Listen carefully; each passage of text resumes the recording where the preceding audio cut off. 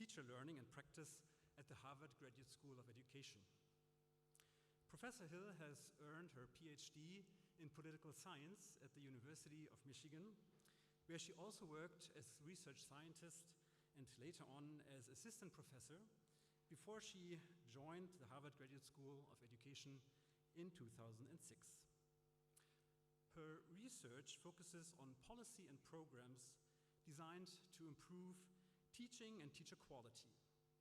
A central strand of her work examines professional development of teachers, in particular in math education. Many of you working in this field may know her work from her widely recognized contributions for the mathematical knowledge for teaching test or the mathematical quality of instruction measure.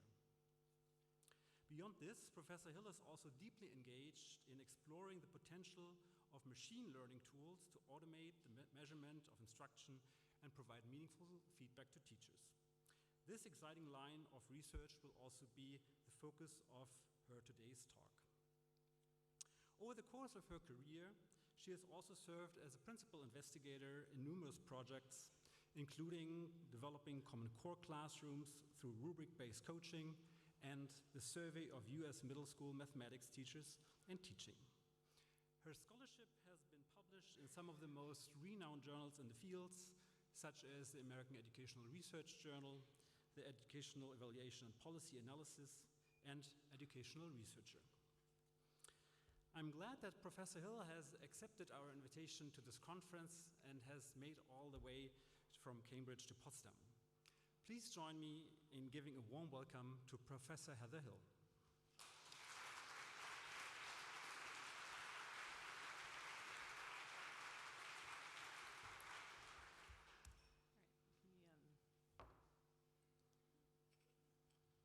Is there a way to change the...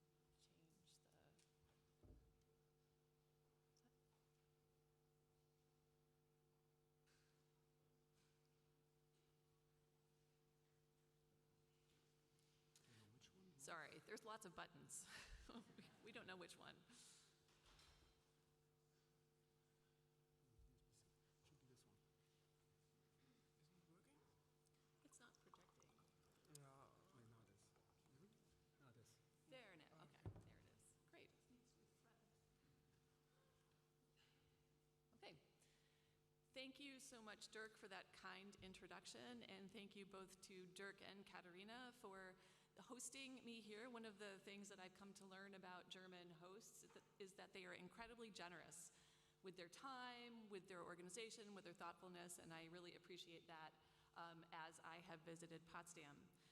Another thing that I've learned about German intellectual work in education is that you all prize the honest exchange of ideas, with the thought that you can't make progress in a field unless there is that honest exchange of ideas. And so hopefully I'm going to be asking you shortly to provide your honest ideas or honest evaluation of some work that we are engaging in the United States. And that work is actually, I think, very common with some of the work that you all in this room are also doing. So I'm going to be talking today about Empowering Teachers, which has a project that has created machine learning tools for instructional measurement and feedback. And the question that I'm going to be asking, I'm going to tell you a lot about what we've done and how we've done studies on this particular program, but the question that I am really wanting to get at and wanting your opinion on is, how should I best spend my academic golden years? I'm at the tail end of my career. I'm at the stage where I don't have to publish any papers anymore. I could develop a sudden obsession with Agatha Christie and nobody at Harvard would notice that I'm mostly gone from my job. Or should I actually spend my time doing projects like this one? So can this project change the nature of teaching and learning in a substantial number of math classrooms, and if so, how?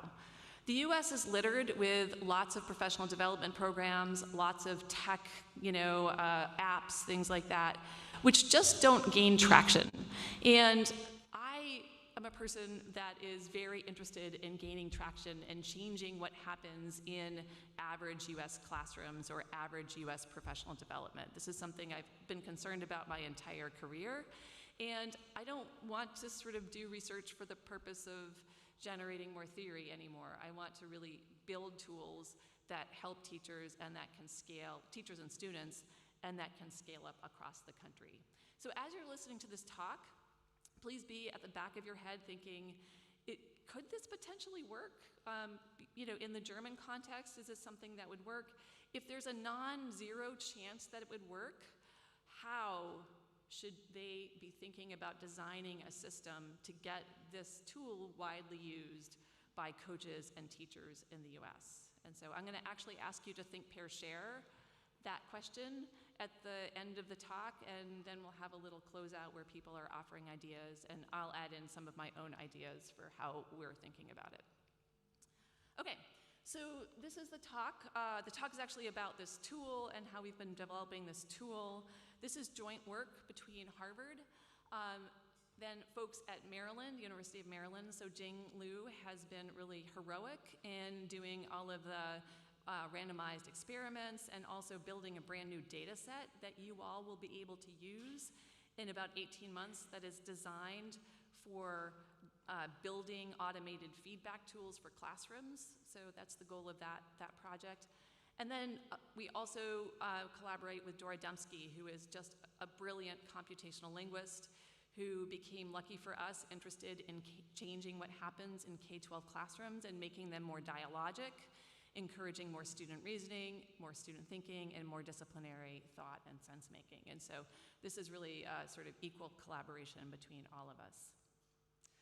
The original motivation for this project began about 3 years ago, looks something like this. Typical practice in the US involves a lot of human observations of classrooms. We do it for describing what happens in classrooms. Classrooms have these features, but not those other features. We do it for quite a bit of our intervention evaluation. So until the destruction of the Institute for Educational Sciences earlier this year, any grant that supported a classroom intervention out of the IES required the principal investigators to go into all of the treated and control classrooms and observe whether things were different between those two sets of classrooms. It was oftentimes multiple observations for hundreds of individuals in the program. And so a lot of classroom observation was going on for these evaluations. But perhaps the most common use in the United States of these human observations is in offering feedback to teachers. I'm going to focus on one particular kind of strain of that feedback. We do evaluative feedback, but we also do in the US a lot of coaching. Something like 50% of teachers have, 50% of schools have access to an instructional coach, either in ELA, mathematics, sometimes in science. There's also third-party organizations. We have one at Harvard that will train coaches or supply remote coaching to teachers for school districts that don't have access to on-site coaching. The reason that the US has gone in so hard on human coaching is that it is very impactful. There's been numerous meta-analyses that show that there are on average benefits to students when programs contain coaching. The thinking here is behind these impacts is that coaching can be highly customized to the teacher. So the teacher can say, well, I would prefer to talk about, to learn about how to improve classroom dialogue, whereas another teacher might say, I really need help on classroom management. So it can be customized to the interests and the motivations of teachers. It also can be adaptive to where the teacher is. So the teacher might know some of the things when it comes to classroom management, but may have another set of skills to learn. And so the coach is not a sort of singular, like, here's the 10 classroom management skills. The coach can say, oh, you're up to here, you've got these things down, good job, let's just add this in for next week, and then the following week we'll try this new thing. So the limitations of coaching is it's really labor intensive, it's extremely expensive. Our coaches at Harvard spend about 4 hours completing a coaching cycle. That's observation through the discussion that the coach has with the teacher. Coaches that work in schools are often very pressed for time. First, because they're often dragged off to do other things like, testing and making sure that the SEL, social emotional programs are getting implemented properly, and so on and so forth. And this leads to a sort of situation in the US where coaches are understaffed. There are not enough coaches to go around, given the demand that teachers, particularly new teachers, have for coaches. So this is where our research enters. We have endeavored to create a set of AI coaching tools. These come in two forms. One is automated transcripts of classroom instruction, which sounds easy. Automated transcription is easy, right? Except when you get into classrooms and little kids are talking in ways that these language models are not trained to be able to decipher. So that has been an endeavor in and of itself. But we are sort of solving that problem in various ways, which I won't go into, and hoping that we can get some funding to really improve those automated transcription models for classroom settings. The second thing that we've done is to take those transcripts and analyze them using some standard models that describe specific features of classrooms. Describe, for instance, the amount that teachers are taking up student contributions by revoicing them. And we are able then to provide teachers feedback on those, what we call talk moves. And so we're hoping that giving coaches access to these tools will make coaching more efficient and increase their reach in schools or across schools. All right, so I'm gonna talk about this project as it developed in 3, quote, easy steps. First, we've been creating measures of mathematics instruction that are automated and can be fed back to teachers in a platform. Second, Dora woke up one day and Dora was like, we need an app. And I was like, I can barely operate my computer, as my husband will tell you. And I was like, we're making an app. And like 6 months later, we had a beautiful app. So I will show you how that app works and what teachers and coaches see. And then I'll talk a little bit about some of the studies that we've been engaging in to see whether this works and to learn from teachers about what is and is not working for them as they go through the process of using the app.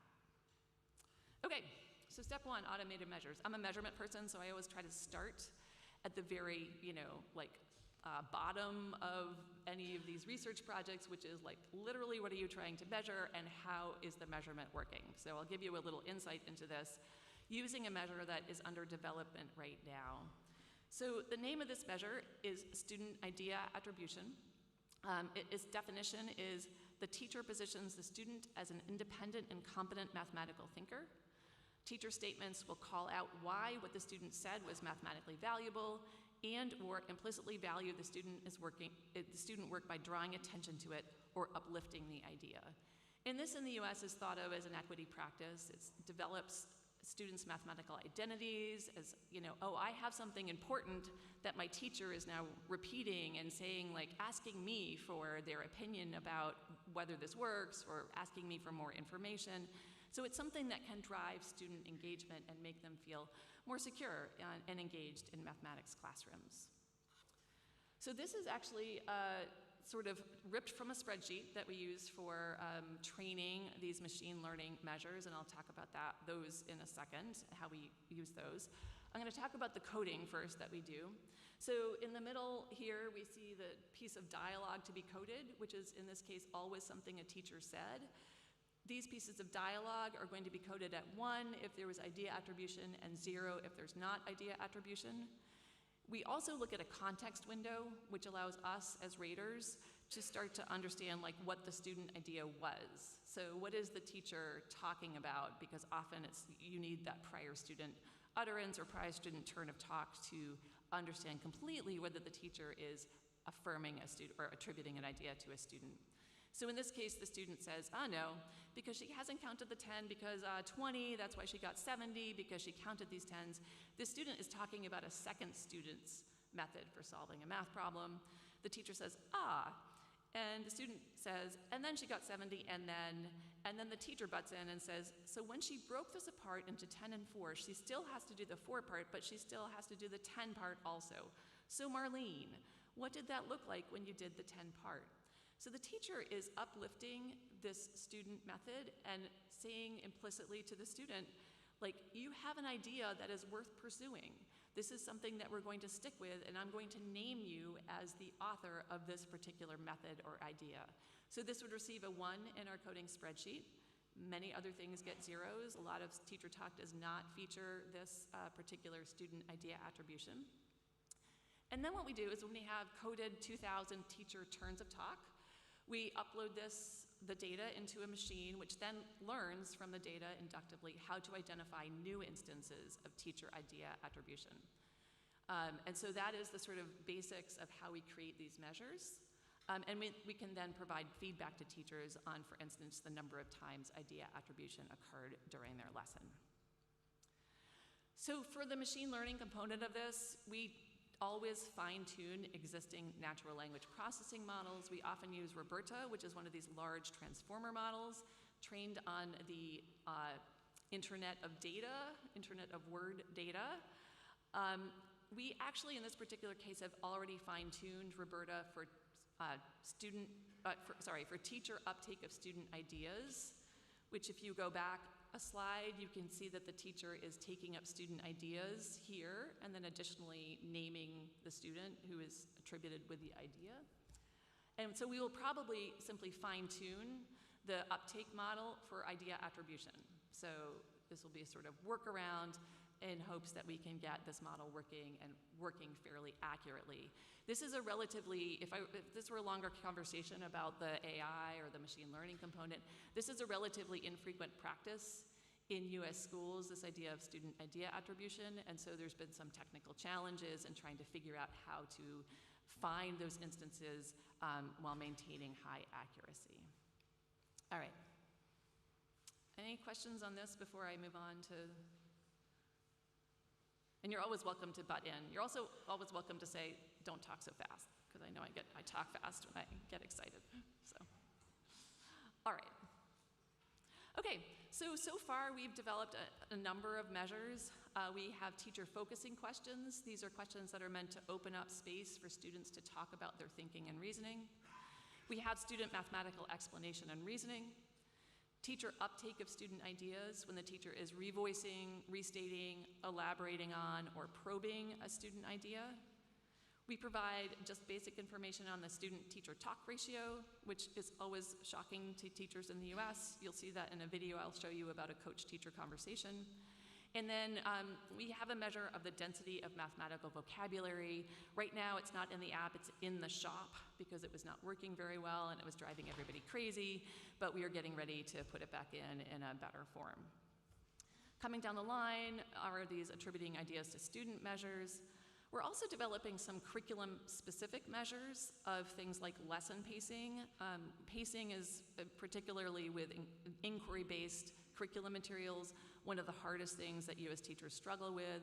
So providing them some feedback on, hey, you spent 12 minutes in what should have been a 3-minute part of the lesson is a goal for these curriculum developers. And we will be able to pair curriculum material, like the actual written lesson, with the transcript to give the teacher some bespoke feedback on the pacing and other aspects of that lesson. Okay. So when we get a measure, we do try to make sure it's working in some very basic way before we set it free in the app. So the two ways that we do this is we first generate measures of fit. These are usually, this is in the top table above. These are usually from held out test sets of data. So we've coded those test sets of data with humans. We apply the machine learning model to it, and we see how accurate it is in picking up things like student idea attribution. Does it miss some? Does it count some things that are not idea attribution as idea attribution? So if you know something about these statistics, you will know that these are not necessarily that great. There's a lot of misattributed speech in here. Sometimes teachers getting reports are going to see a child saying, I need to go to the bathroom because otherwise yada, yada, yada, as a student reasoning moment because of the word because. So that kind of thing we are working on, and we've had to figure out workarounds, and you will see one of the coach that I will show you doing a workaround for some of this, some of the inaccuracies in the feedback. We also are lucky enough, the data that generated, the transcript data set that generated these automated measures, which by the way, is free and available to use. It's on Dora's website. It's about 900 transcripts of 4th and 5th grade classroom instruction. If you need help finding it, email me. I can point you right to it.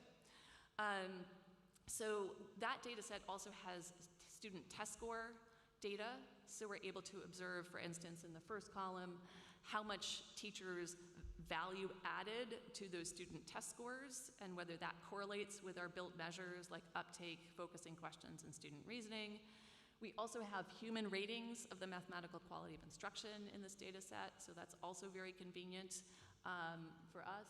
And then we have additional measures from like non-mathematical observation instruments, so we can kind of see across the board what these relationships are.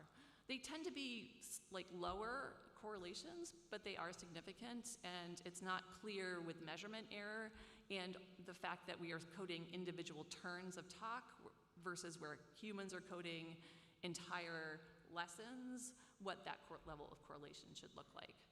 But at least we've been able to do this, and there's a new paper out that shows this in a causal, our vocabulary measure in a more of a causal setting as well. So students who are assigned to teachers who use more mathematical language with that random assignment procedure do better at the end of the school year.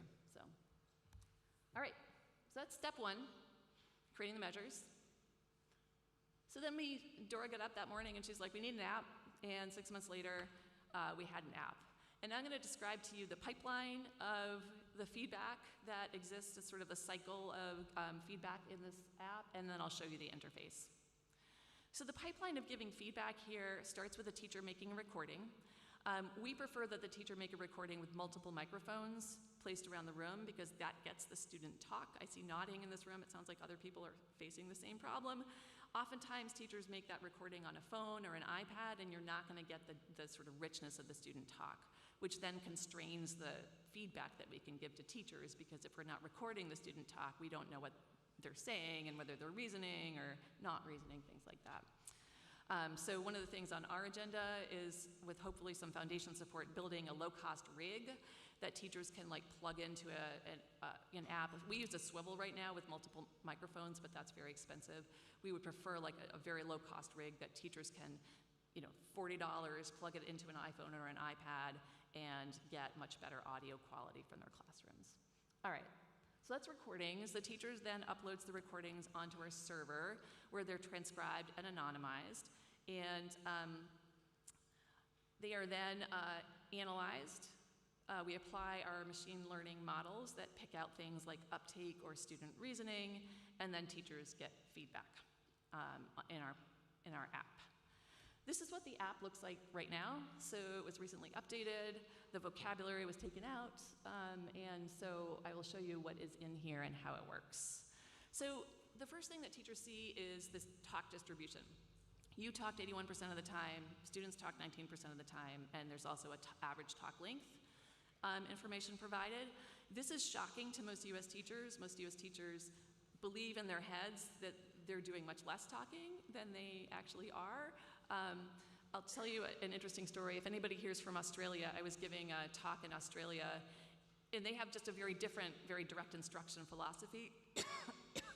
And they looked at this graph, and the policymakers were like, why would the students talk 19% of the time? They have nothing interesting to say. And I was like completely flattened by this, because in the US, our entire enterprise in educational research is built around getting kids to talk and getting kids to express their ideas and getting kids to talk to each other about their mathematical ideas. So this is context dependent. I think it's based on where your country believes it wants to go and what it wants classrooms to look like. So I always have to preface that now when I talk internationally. Anyway, this is usually very impactful for US teachers who are taught that students should be doing much more talking. There is a quick talk moments summary that teachers see next. There were 19 instances of you taking up or revoicing, restating, probing a student contribution. There were 2 instances in which students actually reasoned. There were 122 total questions and 9 of these focusing questions that were meant to get student ideas on the table. And then, this is my favorite part. And this is just, Dora being brilliant. So there's this lesson graph, and it's an interactive lesson graph. And so you can see in the blue where the teacher is talking, the green interspersing in that strip is where students are talking. You could click in a spot where you see a lot of student talk and go right there in the transcript, so it's like you can jump back and forth very easily. Then you see where all of our talk moments happen relative to the lesson. And so, for instance, you can see on the bottom row with the questions are the 9 focusing questions that teacher asked. And the little head with the gear is student reasoning. So the little head with the gear is, there's 2 of those. And so, and you will see this, or you will see a coach maybe trying to do this but not succeeding because of something I'll tell you in a minute about the clip.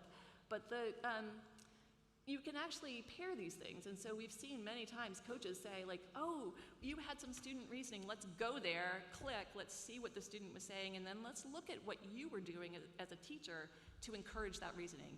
Yay, like everything we do is very based in positive psychology, so we always start with a very positive instance. But then the coach can say, I was noticing that you asked a bunch of other focusing questions. Not all of them resulted in student reasoning.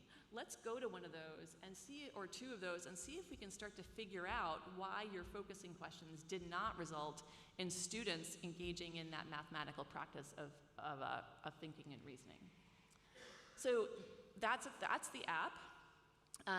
It is right now deployed for research purposes and as freeware for teachers who, if this were a room full of teachers, there'd be a QR code, you could go, you could sign up, and you could use the app to get feedback on your own in classrooms. Okay. Questions about the app? No? Yeah, go ahead.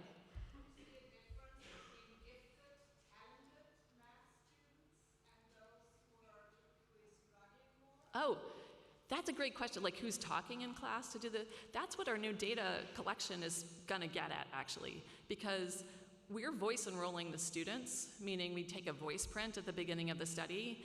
And so when we record like the classroom recordings, we will be able to say, oh, that was Dirk talking.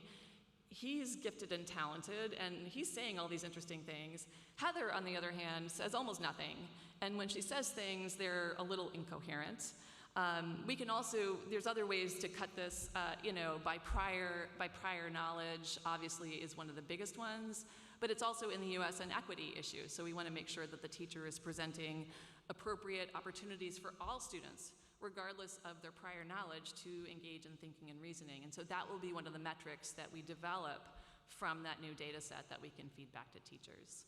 So it's going to be, that data set should be available freely in about 18 months. It's Gates funded, and Gates says everything has to be freely available to all scholars, and so send me an email if you want to get on the distribution list. So it will be mainly a transcript data set to start.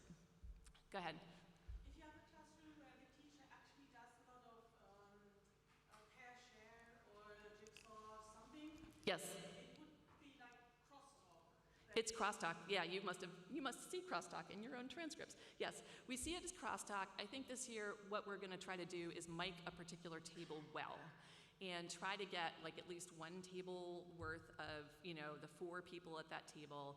Because we have video associated with this, we can see the kids and who's at which table, and the voice prints, we should be able to verify who's who. But yes, the crosstalk is really difficult, and it does decrease the amount of student talk, and you'll hear in the coach conversation that this is probably what's happening in this teacher's class, is that the crosstalk does not get captured as student words, which deflates the amount of student talk. Okay, so, go ahead. How do you make sure that the recordings are not hacked just for data privacy? Yeah, so they are uploaded to our, it's actually a swivel server, and it is level 3 or level 4 security. The US has these level securities, and that company is rated as having the second highest level of security that you can have in the US. There's other issues I'm going to talk about a little bit with regard to anonymization of transcripts, which turns out to be relatively difficult to do completely, get every single student name out before releasing to researchers like you. So this is something that we think about a lot, and we actually have hired a private data processing company to help us think through, because we don't want to have to do this all on our own.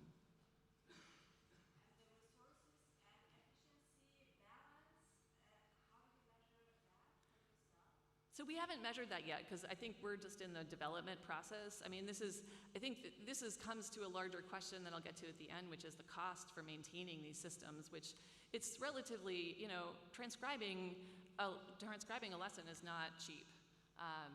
It's $2 or $3 a transcript. So there's a sort of, and the sort of added data security and paying people to update software, it becomes very expensive, which then impacts the sort of the scaling up strategy that we have to have.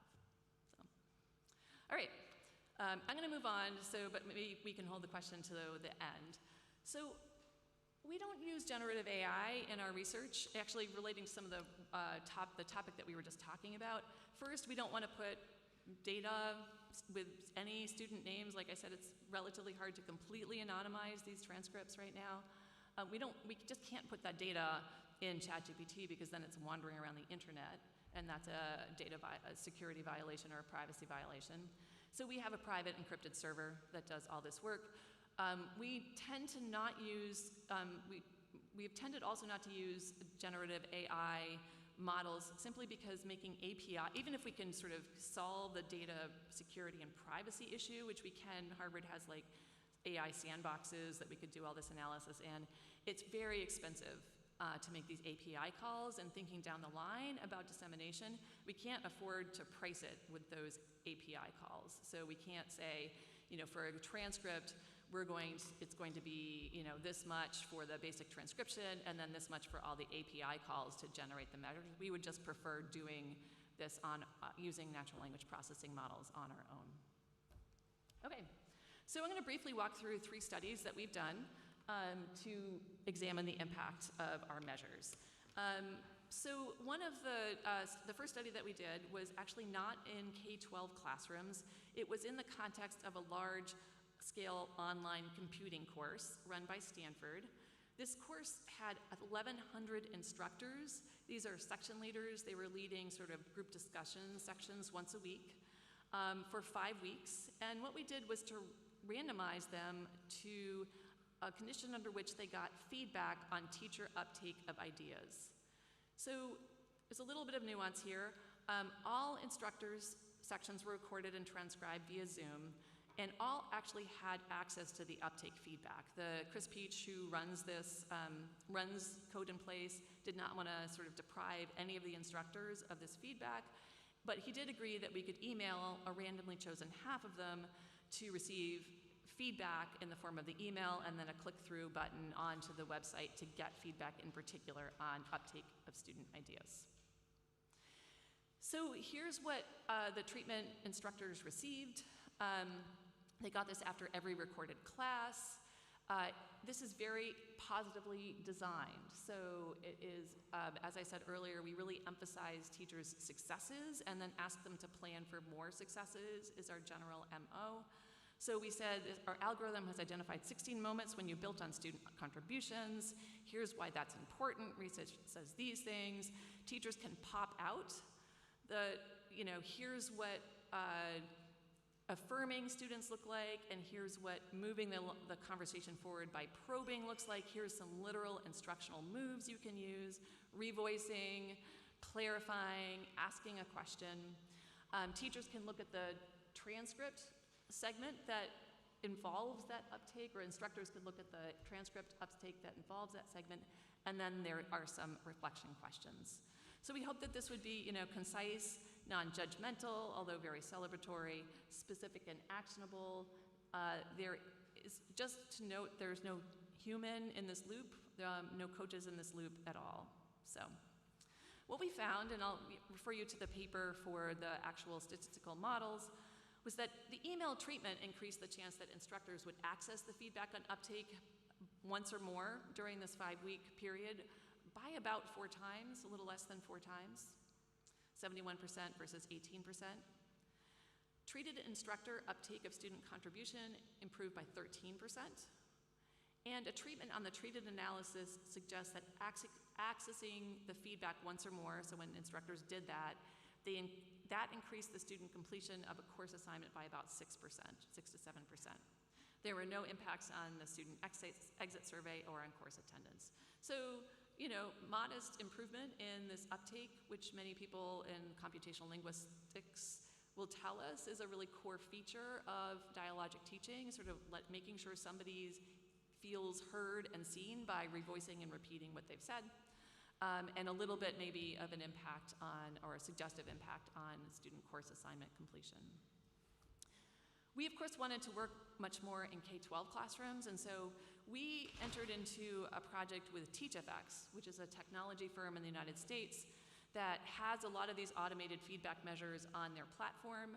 We, in return for doing the experiment, we created like a measure on focusing questions and embedded it in their app. And so what we did there was to enroll 224 K-12 math and science teachers. The science teachers snuck in, even though this is not a science app. It was what it was. All of the teachers had access to the basic TeachFX interface. Half of the teachers, randomly chosen, had access to emailed feedback and a tip sheet on focusing questions, what they were, how they were different from funneling questions, and how you would ask those kinds of questions. We provided this feedback on 5 classroom recordings, and there was no coaching, so teachers didn't talk like by design to coaches. However, going back to the imprecision of our models and the fact that sometimes student reasoning is things like, can I please go to the bathroom because yada, yada, yada. So we had to have human coaches vet all of the focusing questions that were sent out to teachers for reflection and growth. So that was a little bit of an extra step in there. We didn't want really inaccurate, teachers seeing really inaccurate data. So this is an example of the feedback they got. Again, very positive. Wow, your questions really encourage your students to communicate. Here's 3 examples of focusing questions you asked. There's a click-through that brings them to information about focusing questions versus funneling questions, which shut down conversation with closed-ended answers, motivating the use of focusing questions. And so it's a sort of trying to both motivate and educate, but also celebrate what people are doing and then help them plan for additional focusing questions. All right, so teachers, out of 5 potential lesson recordings and feedback, they opened that email 2.14 times. I see some surprised faces. Yes, this is how it goes in the US. Teachers are overwhelmed. And we did an interview study to pick up some of why this was going on. Surprisingly, treatment teachers increased their focusing questions by 20%. So that was a relatively large change as compared to the control group. But they didn't increase the amount of student talk time, that student talk ratio, or the amount of student reasoning. I'm seeing people shaking their heads, and so maybe the people shaking their heads are the mathematics educators who are like, oh, maybe I could have told you that this was going to be the case, because you can't change a single behavior and expect an ecological change in a classroom. There are many other things that have to happen to get that student reasoning happening. And you'll see, actually, in the clip I'm about to show you with the coach trying to get the teacher there to that point. Right, so if this were a math ed conference, we'd have a long conversation about this, because I find it really interesting and also a little depressing. Okay, so one of the things that we found was that, as you might guess from this 2.14 average open rate, many teachers didn't access and use the automated feedback. Teachers in the US are just bombarded with all sorts of technology. They're bombarded with new programs all the time, imperatives that come down from their principal or from their district, or new professional development. This was just not something teachers had the bandwidth to deal with. And they told us this. They said, yeah, I have access to it, but I would never have the time to open it and take a look at it. We found that, though, that the teachers who did in this, it was a small qualitative sample, the teachers that did report using it reported that they were guided by their coaches, or they were nudged by their coaches, or the coaches helped them take a look at the feedback and oriented them to it. And so that motivated our next study. We sort of concluded from this that just giving teachers access to this feedback would not necessarily be that impactful. unless there's a human in the loop somewhere. The teachers also noted inaccuracies in the talk moment reports, and so they were like, why is I would like to go to the bathroom because counted as student reasoning? And so we knew that this would be the case, but they let us know that it was annoying to them. So, and we'd also prepared them that this was going to happen, and they were like, it's still annoying. Okay. So this leads us to the last study I'm going to talk about, which is coach support for automated feedback. The question up here is not one I'm going to be able to answer, or we have not answered yet, but the longer term goal is to say, well, maybe automated feedback would be more impactful for teachers if it were used as part of instructional coaching cycle. So like I said, a lot of teachers have access to coaches in schools, and a lot of coaches would like to be doing a lot more coaching, one-to-one coaching, but don't have the time to do that to do the long lesson observation and the prep for the conversation and squeezing that conversation in, and so on and so forth. So what we did was we recruited some of our best coaches from the coaching program that we run at Harvard. Dora did the same thing at Stanford. Those coaches went out and found volunteer teachers to essentially help us pilot this automated coaching as embedded in coach-teacher conversations. We did just some very brief onboarding of coaches to the Empowering Teachers app. We outlined options for a discussion routine. My own coaching program uses a highly scripted routine for coaches, not for teachers, but the coach is like, you're allowed to say this, you're not allowed to say this, you're supposed to ask this question, you allow the teacher to think through these things. But we said, you don't have to follow that. You should be very flexible and use whatever works for you in terms of how these measures are gonna look.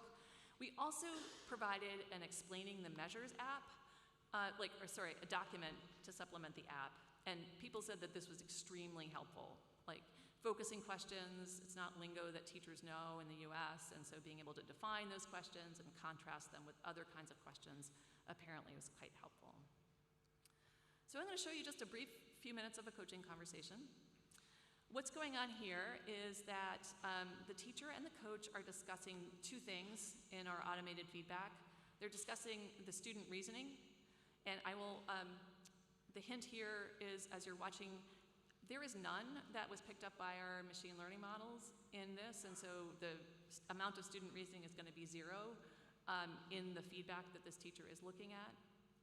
And then they're discussing focusing questions, teacher focusing questions, and there were quite a few of those, and so you'll see them start to discuss this. All right.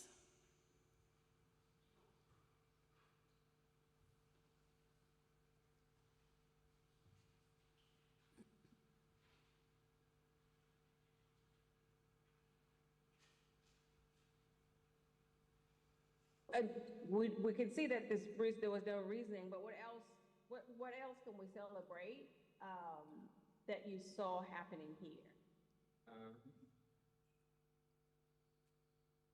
There were a lot of focusing, me as a teacher, I was asking a lot of good questions to get them the reasoning. There's a lot of focusing questions, with 55 questions total, 11 of them are focusing questions, which is 1/5, which is good. But then, an uptake, I think also I talk too much. I didn't know that I talked 80% of the time. That's a lot of time for me to be talking, but not to talk at all. I wonder though, if because it didn't count the words of the students as well, if we'll see a difference in next time. So with the reasoning, I know you said you were asking focusing questions, because these are and then students, when you ask these questions, you want students to explain to you what they did, why does this work, why is my way better than the other person. What else do you think you could have, let's just talk about the kinds of questions, what sort of things have you thought about that maybe you need to increase in order to get the responses? Yeah, I think even doing this and recording all of that, I've been thinking more about the questions that I ask to get the responses that I want from the students, which is good. I like that. I don't ask often, does anybody else, is there a different strategy that somebody used to solve this? Does anybody agree? Does anybody disagree? Those really talk moments that do increase learning. And so I want to keep doing that, think of different of more times that I can use focusing questions, because the ones I used most often were like, do you agree or disagree with this person? Mhm. What did you do? Mhm. How did you get to this answer? Mhm. Those types of things. But just, I think as I get more comfortable using those focusing questions, that I can then, get questions that are deeper Okay. into the level. Okay. So you could hear the coach in there sort of, you heard the teacher say, I didn't know I talked 80% of the time, and then the coach was like, well, maybe some of the student words weren't picked up on the recording, and that's a way of actually papering over some of the inaccuracies or the sort of defects in the technology. But you also heard the coach nudging the teacher, and the teacher themselves sort of voluntarily starting to try to think about the types of questions that teacher was asking to improve those focusing questions so that they would result in more student reasoning instances. So we interviewed coaches after the study, this little pilot, and coaches, as I said, appreciated using these automated transcripts. They used the measures to provoke conversation and insight, like what you just saw on this particular clip, and they navigated inaccuracies. So this has led us to think that probably coaching is the way in for this kind of technology, given the wide prevalence of coaches in US schools, although we don't know whether that will continue under new federal funding priorities. It is a spot where we can say we have a technology that can make your job a little bit easier, make you more efficient, and might be a way into actually making some changes in classrooms. All right, so that's going to return me to this impact question. So I'm going to ask you, how am I doing for time, by the way? I'm 10, okay. All right, so I'm going to ask you to go into a small group for about 3 minutes with what now we call them in the United States shoulder partners. Do you have shoulder partners here? Yes, okay. So take your shoulder partners and have a question, have a conversation about whether this kind of tool can change the nature of teaching and learning in a substantial number of classrooms. If there's any chance that this can happen, if your answer is just 0, like she's crazy and she should just go read mysteries, like that's fine, I'm happy to read mysteries. But if you feel like there's a chance, then tell me what you would do, what you would recommend to get me down that path.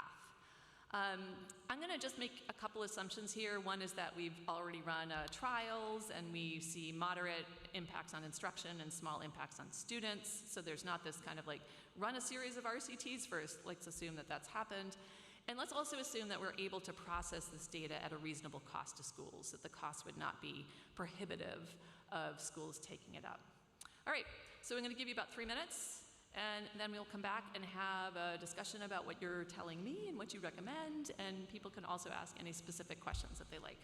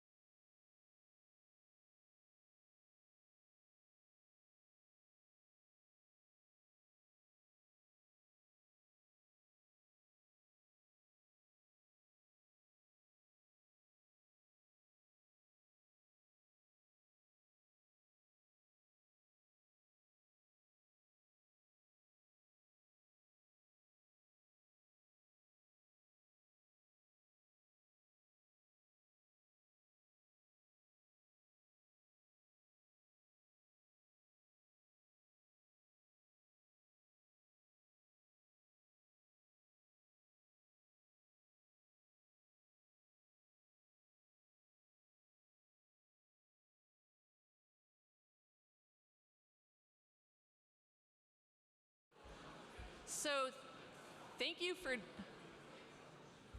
digging in. It sounds like everyone had an animated conversation as I was looking around the room. So what would people's recommendations be? And you can just be like, go read mystery books. Or you can be like, okay, so here's how we're thinking about this for our project, and we recommend that you also think this way. I will take volunteers. And I'm also taking notes.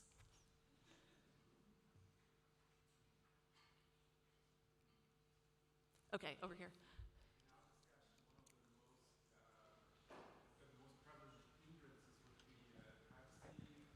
Yeah.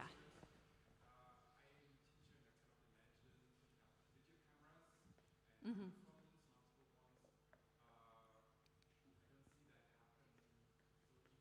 Yeah. I know. I think that there's a lot of work required previously before I can even start to have my transcript. Right. So I think there's two things embedded in your statement. So if you're just a teacher thinking or a coach thinking about using this, there are barriers to entry, essentially, in that most teachers are nervous about being recorded on video. But also if teachers are using it in the US, if your teachers are using it for their own development, the getting consent is a little different. Teachers can actually videotape their own classroom with like a lesser level of consent if it doesn't go anywhere. If it's going onto our server, it's private, that will never get released for research purposes. It is actually a little easier, but it's what is it, like friction is what they say. It's friction in the system that will be an issue that we should really think how to engineer around. If I were to record my lessons and upload it onto your app, is that automatically a consent for you to use it in research? We don't, no. Nope. Well, I think that is, so I'm going to switch and start talking about TeachFX, which is our industry partner. I don't think that our app will ever be that big. I think that our pathway to success is through an industry partner like TeachFX, and it is not data that can be used unless the teacher is notified that this data might be used in a study. But it is all de-identified. It can be de-identified, and we're hoping that we can get the de-identification to the point where it becomes not human data anymore, which is a special designation in the United States, which is if the data is completely de-identified, then people can use it for research purposes. So I think that is probably the pathway that that company will be taking, or we will be taking at some point. But the de-identification, as I said, is expensive, and we're still working out that pipeline. What other advice would you give to me? Okay, go ahead. I guess success of these programs will be a question how many additional components goes in the data analysis. I was immediately thinking about the differences in personality depending on the subject the teacher is teaching. So you will see different people in mathematics compared to music or sports. You will see different empathy scores of people, and that will change the interaction with the student. So I guess the quality of the feedback, and I don't doubt that feedback and automated feedback can help the teacher because we don't get any. And we do things we are not even aware of. So I think, yes, it is important, but the quality of the feedback will depend on a number of factors which you really need to implement in the data analysis, and then it will be good. Yeah, I think we're hoping to manage this. I think that you're completely right that there needs to be some adaptation of feedback to individual teachers, where they are and what their interests are. And so we're hoping that we can maintain, in our coaching program, we already have this, but maintain some agency. So in that the app can be customizable. I'm interested in uptake, but maybe somebody else is interested in warmth and positivity, or students talking to each other, and that we would be able to customize the app to the specific things so that the teacher would only see those specific things in the feedback that gets offered.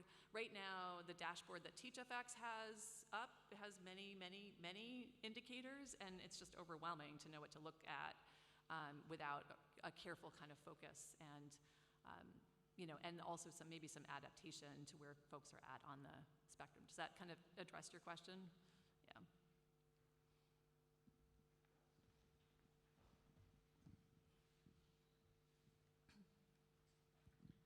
We also discussed that your approach has a certain teaching philosophy incorporated in it. Yep. Our most prevalent teaching philosophy would be that we concentrate on student interaction, on student activities. Right. This thing here is a setting where I have a teacher-concentrated lesson where I am speaking, I'm leading a discussion, which according to our philosophy, ideal classroom wouldn't happen too often. That's right. And so we can build a student-to-student measure of student-to-student orientation. So, how much does, for instance, in the clip in the coding that we did, like one student is recounting another student's solution method, or a student is, agreeing or disagreeing with another student. That wouldn't be hard. And it is an orientation that we have as well in the US. So the sort of Kathy O'Connor and Sarah Michaels have been very influential in that practice being widely used. So, one more?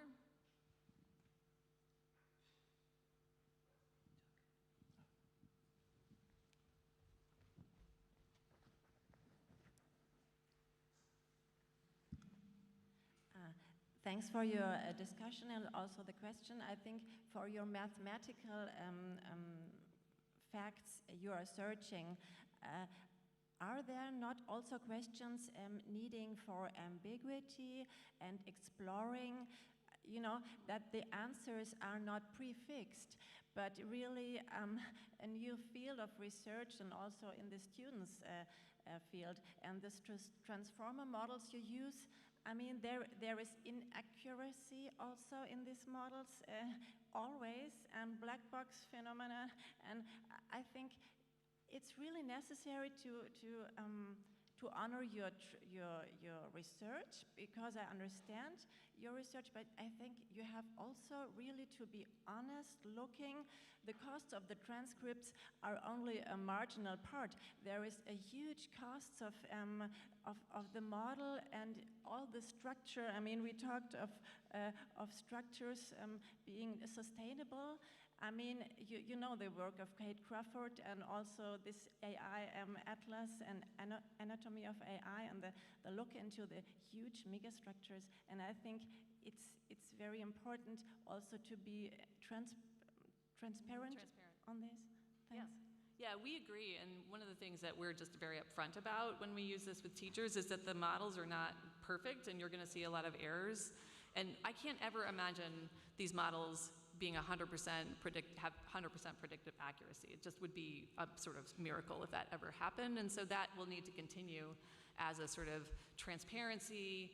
Also, we think working with coaches who can make that clear to teachers, like probably some of what you're seeing is a little bit of error. Maybe you missed and we do actually in the app now, if there's like student reasoning that didn't get caught, the coach can manually add it as the coach goes through. And so we're trying to build in systems that sort of try to produce some solutions to this particular problem, because it's a pretty significant one for our app.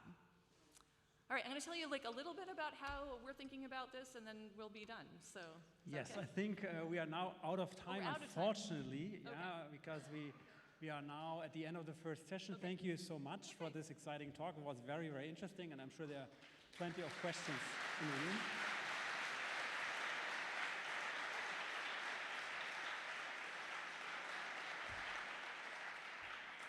So we have now a 10-minute break. Enjoy the coffee and the rest of the conference.